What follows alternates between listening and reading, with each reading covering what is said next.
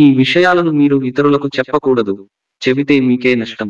చాణక్య నీతి ప్రకారం జీవితంలో కొన్ని విషయాలు ఎవరితోనూ చెప్పకూడదు. ఎందుకంటే మీకు సంబంధించిన విషయానికి ఇతరుల దగ్గరకు వెళ్తే మీకే నష్టం జరుగుతుంది.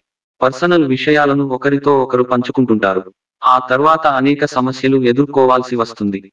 మీరు జీవితంలో విజయవంతమైన వ్యక్తిగా ఉండాలంటే కొన్ని రహస్యాలను మీలో ఉంచుకోవాలని చాణక్య నీతి చెబుతుంది. మీరు ఎవరికీ చెప్పకూడని కొన్ని రహస్యాలు ఉన్నాయి. మీ రహస్యాలలో కొన్నింటిని ఇతరులకు చెప్పడం మీ జీవితంలో సమస్యలను కలిగిస్తుంది. ఎవరికీ చెప్పకూడని రహస్యాలు కొన్ని ఉన్నాయని ఆచార్య చాణక్యుడు తన చాణక్య నీతిలో చెప్పాడు. అలాంటి రహస్యాలు ఏంటో చూద్దాం.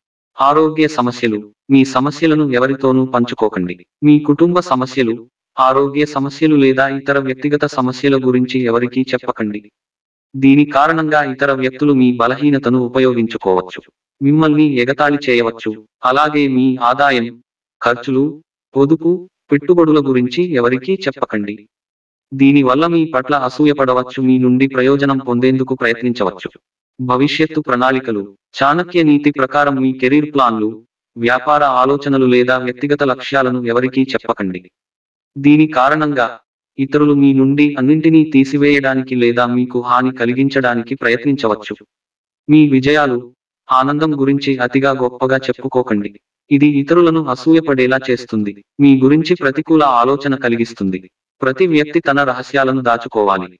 వ్యక్తిగత విషయాలు, ప్రేమ, వివాహం లేదా కుటుంబ సంబంధాల గురించి ఎక్కువ సమాచారాన్ని ఎవరికీ చెప్పకూడదు. ఇది పరస్పర అపార్థానికి దారితీయవచ్చు. ఇతరులు మీ పనిలో అడ్డంకులు సృష్టించవచ్చు. మీ సమస్యలను, ప్రణాళికలను విశ్వసనీయ, నిజాయితీ గల వ్యక్తులతో మాత్రమే పంచుకోండి. వ్యక్తిగత జీవితంలో రహస్యాలను ఉంచడం సంతోషకరమైన, విజయవంతమైన జీవితాన్ని గడపడానికి మార్గమని చాణక్య నీతి చెబుతుంది. మీ భావాలు. భార్యాభర్తల మధ్య సంబంధాలు పరస్పర నమ్మకంపై ఆధారపడి ఉంటాయి.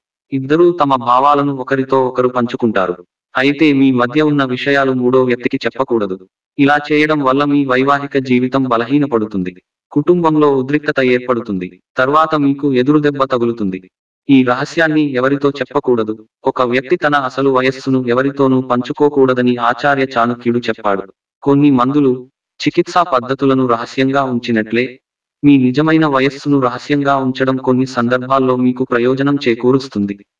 పురాణాలలో దాన ధర్మం యొక్క గొప్ప ప్రాముఖ్యత గురించి ప్రస్తావించబడింది. కానీ రహస్యంగా చేసే దానధర్మమే శ్రేష్టమని అంటారు. నువ్వు దానం చేస్తున్నావని ఎవరికీ తెలియకూడదు.